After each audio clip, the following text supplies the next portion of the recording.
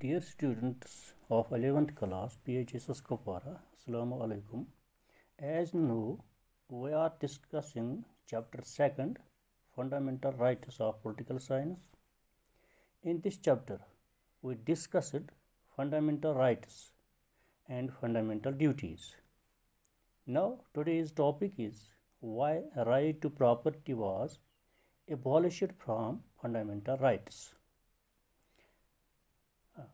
Originally, fundamental rights were 7. The right to property was 6th right under Article 31, and then comes right to constitutional remedies, Article 32.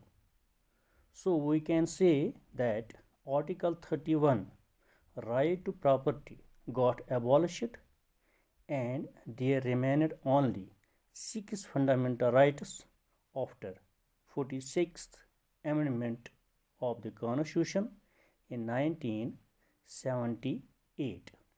यानी इसका मतलब ये हुआ कि जब कॉन्स्टिट्यूशन में फंडामेंटल राइट्स डाले गए तो उस वक्त 7 फंडामेंटल राइट्स थे, यानी ओरिजिनली 7 फंडामेंटल राइट्स थे। तो उसके बाद जब ये राइट टू प्रॉपर्टी जिसको एबॉलिश किया गया, जिसको रिमूव किया गया फंडामेंटल राइट्स से, तो वहाँ सिर्फ 6 राइट्स रह गए, यानी 6 राइट्स वहाँ रह गए। और इसका जो प्लेस था, यानी इसकी जगह जो थी राइट टू प्रॉपर्टी की, वो आर्टिकल 31 यानी राइट टू कॉन्स्टिट्यूशनल रेमेडीज से पहले 31 आर्टिकल पे था। तो इस आर्टिकल को बाद में यानी 1978 में 44th अमेंडमेंट जब कॉन्स्टिट्यूशन का हुआ, तरमीम हुआ, तो उसमें इसको रिमूव किया गया। Right to property was made fundamental right to provide protection of property and give legality of land to the people living in newly independent India, but got abolished because number 1, the Indian government wanted to bring land reforms and encourage social justice by taking land from landowners who have surplus land and then distributing it to landless farmers who were tenants, means land to tillers. इसका मतलब ये हुआ कि पहले जब fundamental rights में property का right था, तो उसमें प्रोटेक्शन ऑफ प्रॉपर्टी दिया गया था, लीगलिटी दी गई थी हमें लीगली। तो जो यहाँ नए जो जब हिंदुस्तान आज़ाद हो गया, तो यानी इंडिपेंडेंट हुआ, तो उसमें जो लोग थे उन्हें यानी लीगलिटी दी गई थी, प्रॉपर्टी प्रोटेक्शन दिया गया था लैंड का। लेकिन एबॉलिश क्यों किया गया, इसको ख़त्म क्यों किया गया? क्योंकि इंडियन गवर्नमेंट ये चाहती थी कि यहाँ लैंड रिफॉर्म्स यानी लैंड रिफॉर्म्स को इनकरेज करने चाहते थे। तो इसमें सोशल जस्टिस यानी समाजी बराबरी लाना चाहते थे। तो इसमें आपको मालूम है, आपने पढ़ा भी होगा पिछले क्लासों में कि जागीरदाराना निज़ाम भी था, और जैसे कि जम्मू एंड कश्मीर में भी जागीरदाराना निज़ाम था, यानी लैंड जो था ये ओनर के पास हुआ करता था। तो इस ओनर जो था उसे जागीरदार कहते थे। तो वही काश्तकार लोगों को देता था साल के लिए, यानी इसके बाद उन्हें ये नहीं राइट था, यानी उन लोगों को ये राइट नहीं था कि वो लैंड रख सके। तो इसीलिए ये जो लैंड था, अब जो काश्तकार थे, जो काश्त कर रहे थे इस लैंड को, उन्हीं को दिया गया। यानी अब वो ये लैंड जो है ये अब किनको दिया गया? उन्हीं लोगों को जो इसको काश्त कर रहे हैं। तो second point is it also aim to establish equal distribution of resource, यानी दूसरा ये मकसद था इसको ख़त्म करना, ताकि ये जो कुदरती वसाइल जो था इसको डिस्ट्रीब्यूट करना था इक्वली, बराबर, यानी यही मकसद था कि इस राइट टू प्रॉपर्टी को ख़त्म करना था और इसको क्या करना था, बराबर तकसीम करना था, यानी इस नेचुरल रिसोर्स को बराबर तकसीम करना था।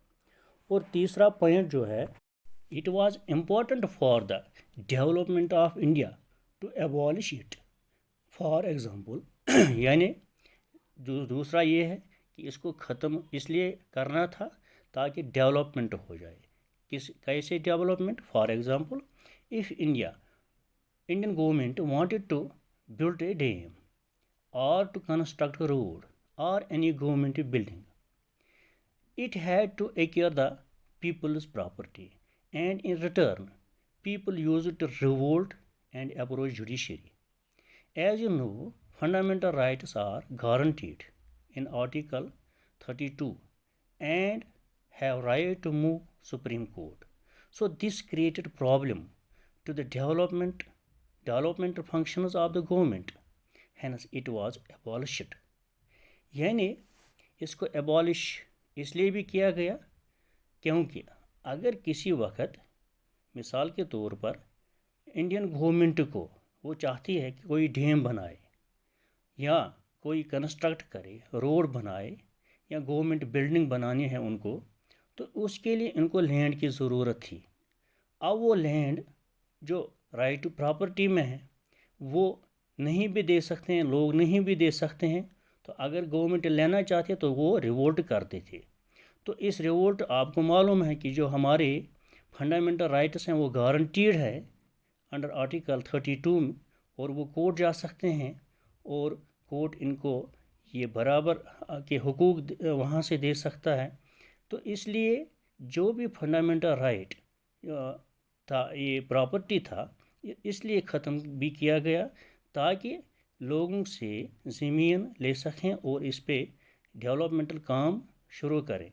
तो यही प्रॉब्लम आ रही थी right to property fundamental rights में, तो इसलिए इसको यहाँ से फंडामेंटल राइट्स से निकाला गया।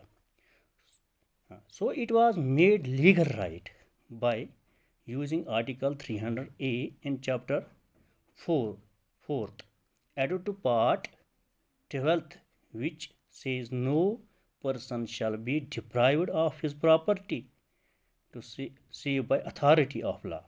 यानी अब बाद में क्या किया, जब इसको एबॉलिश किया गया तो इस लीगल राइट को कहाँ इंसर्ट किया गया, आर्टिकल 300A में।